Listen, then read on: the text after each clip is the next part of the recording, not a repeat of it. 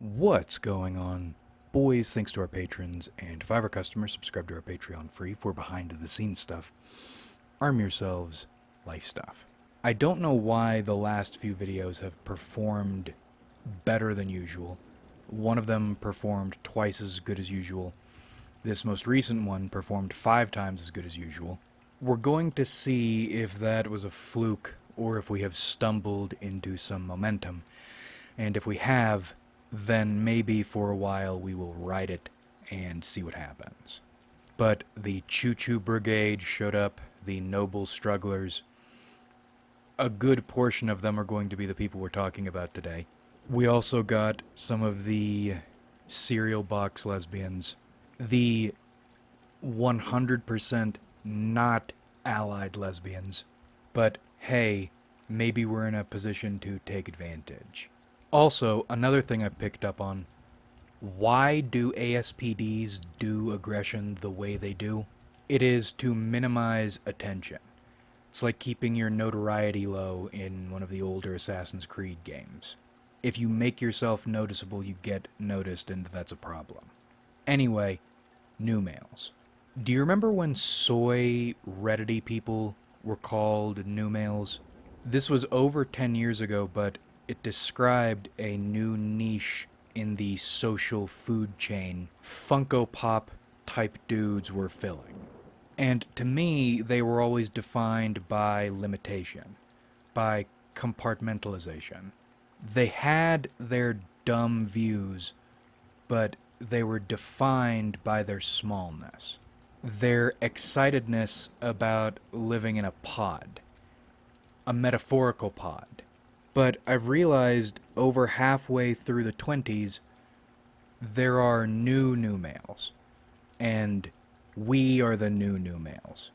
This new class of dudes does exactly what the old new males do, with different flavoring.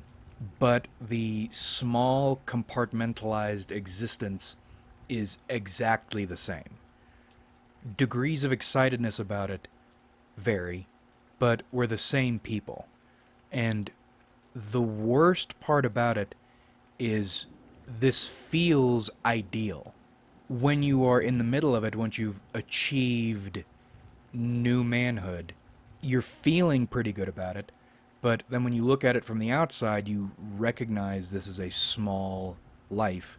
But realistically, this is the best you can hope for. As in, without a divine intervention, this is the peak Joe Dipshit can reasonably achieve in his lifetime.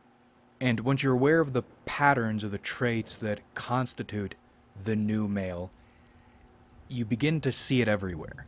Okay, first, they are usually nationalist, to a degree that would have been frowned on 10 or 20 years ago. It is the vague but intense nationalism. It's the paranoid nationalism. We'll usually have a handful of people, groups of people we hate, some blame everything on, while clinging to a vague, usually personalized fantasy about what was or what could be, but realistically won't be, and also wasn't. In other words, you are LARPing as a soldier of a nation in a fantasy book. You are cued and prompted by social media, by news, and you have all these reactions, you have all these thoughts, but nothing is happening. You aren't doing anything, you won't do anything. It's more like you're being told how to react while you're riding a VR roller coaster. The next thing you'll see new males invest in, talk about often, 2 in 1, guns and or fitness. The new male exists in a fantasy dancing on the strings of emotions.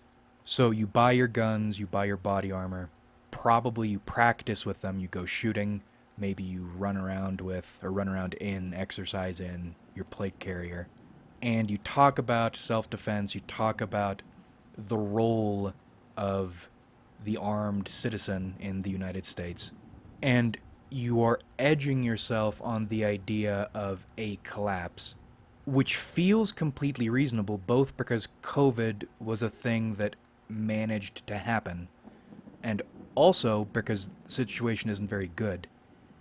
So you feel reasonable in your fearing the collapse.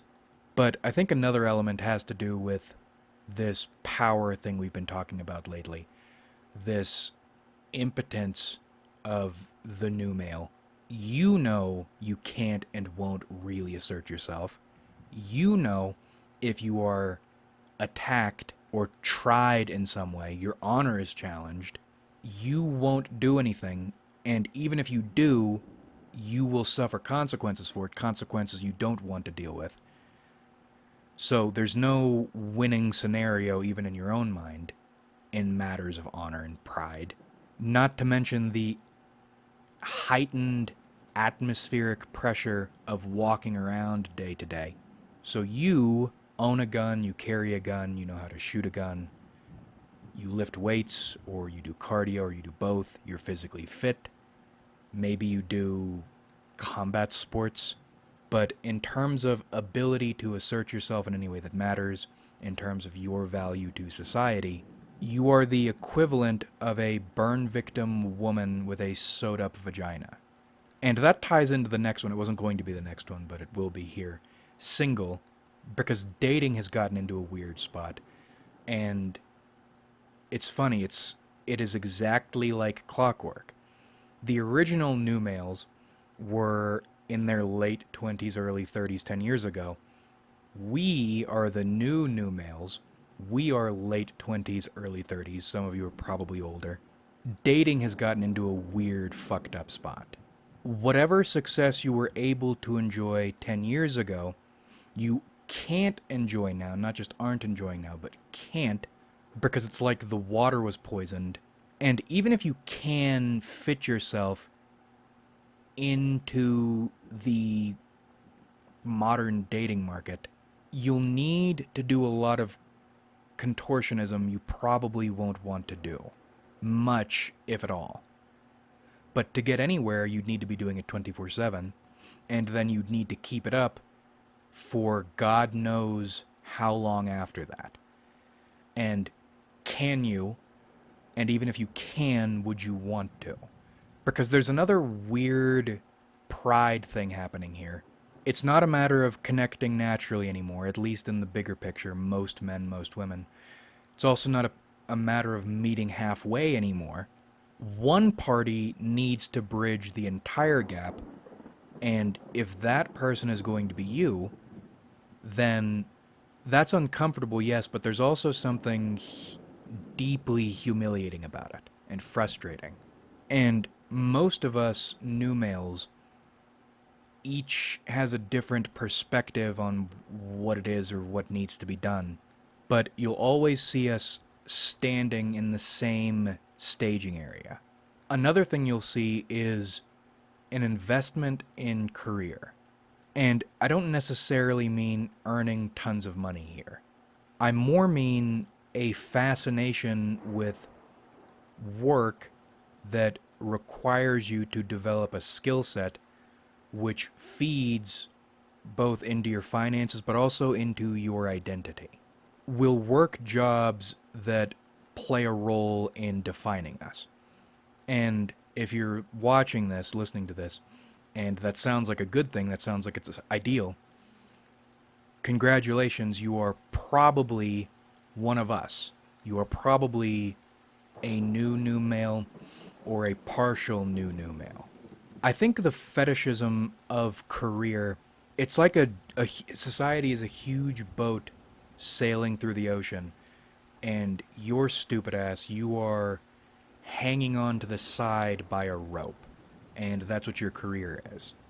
Your career is your way of being able to say you are part of society, you bring value to the table, you're mature in some way. It is a sad status thing. Sad in two ways. Sad that this is this important to you, and sad also because without this, you wouldn't have anything, or there wouldn't be much of anything for you. at least to make you feel elevated or even satisfactory on this level. Another new male trait is the side hustle, the side gig, the entrepreneurialism, whatever you feel like calling it. This is similar to your career. It's your little way of earning additional money, but that's probably not why it's important to you. It's probably important to you for the same reason career is important to you. It's a status thing. It's also a pacifier. Your side gig allows you to feel like you are doing the more you probably need to be doing. So rather than creating additional stress through work, which is probably the way you'll sell it to other people when you're talking about it, it actually reduces your stress because any additional work stress you take on pays for, and then some, the existential stress you'd be dealing without it. So you get to feel like you are the guy who does a little bit extra, goes that little bit further. It's like your merit badge of enterprise.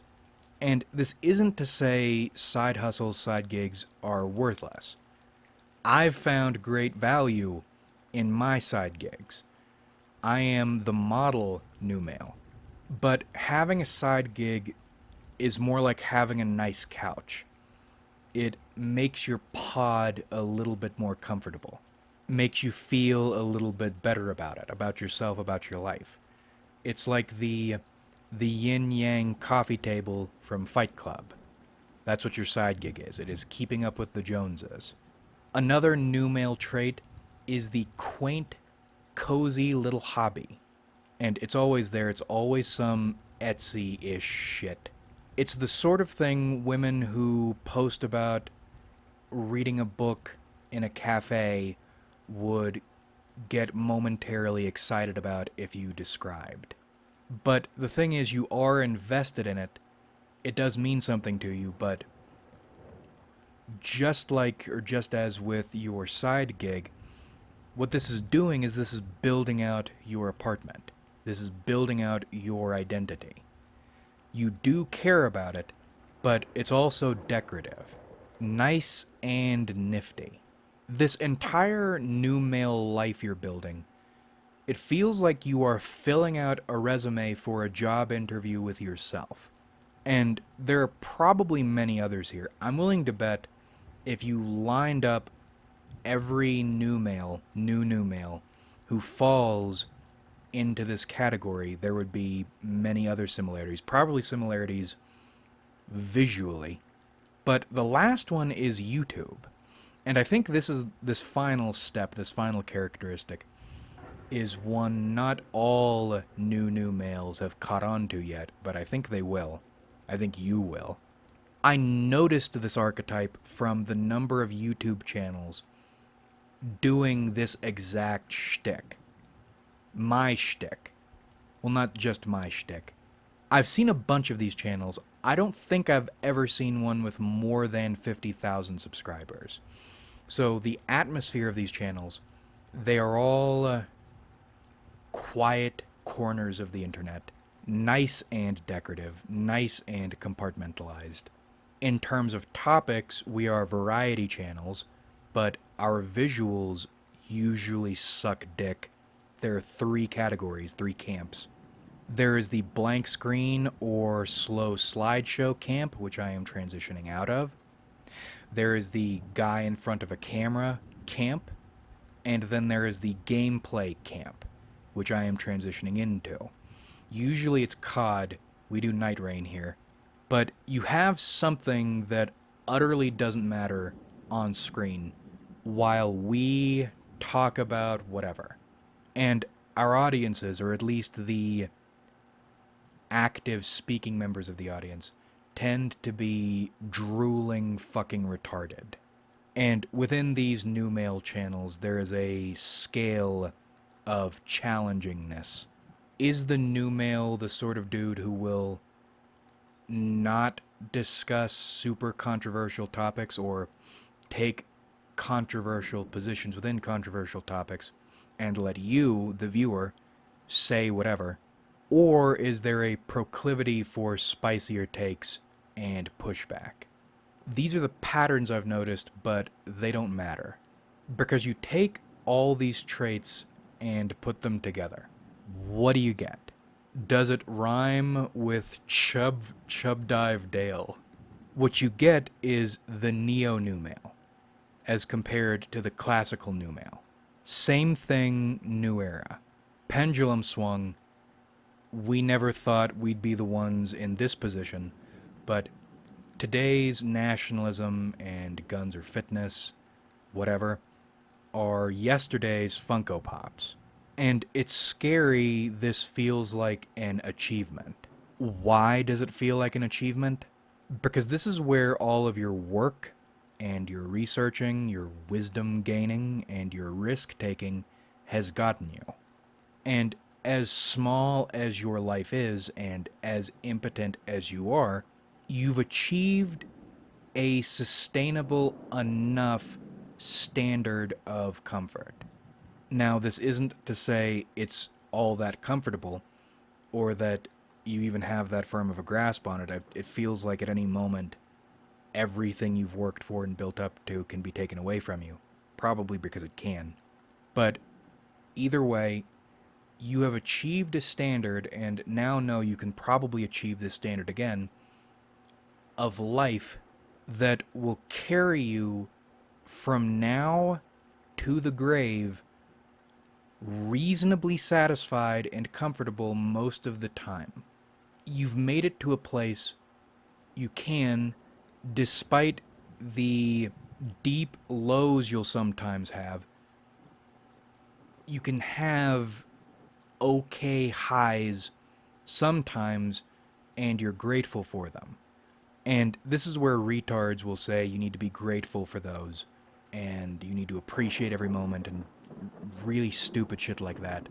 The sort of thinking that sounds good, but then when you practice it, what you end up doing is you strangle every moment you try to force your way into.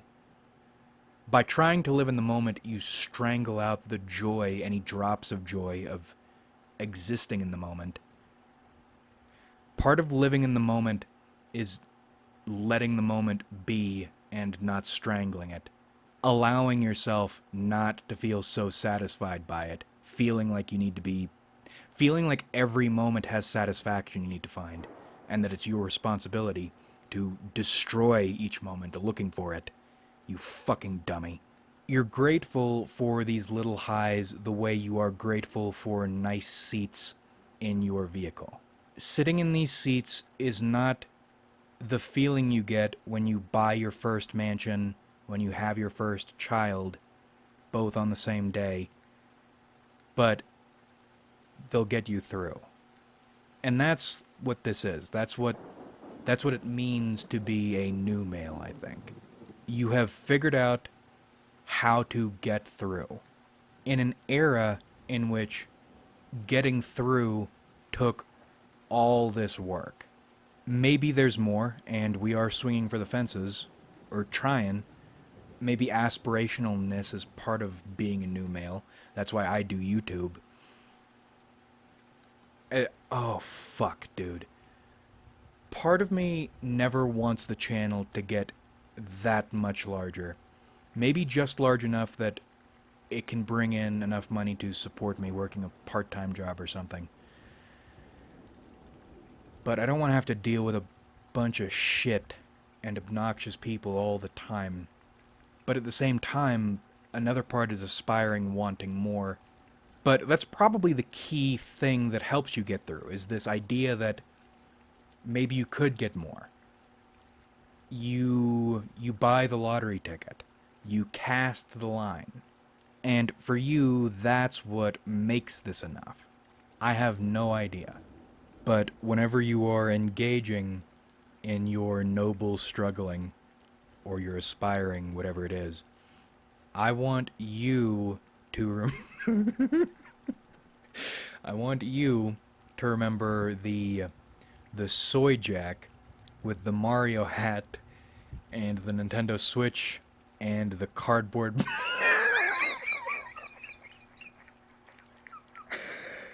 the cardboard box and dancing in the living room in your underwear. And no, you and I, we, both together, two corpses in one grave, we are the modern iteration of that. The new male. Like if you enjoyed, subscribe if you haven't.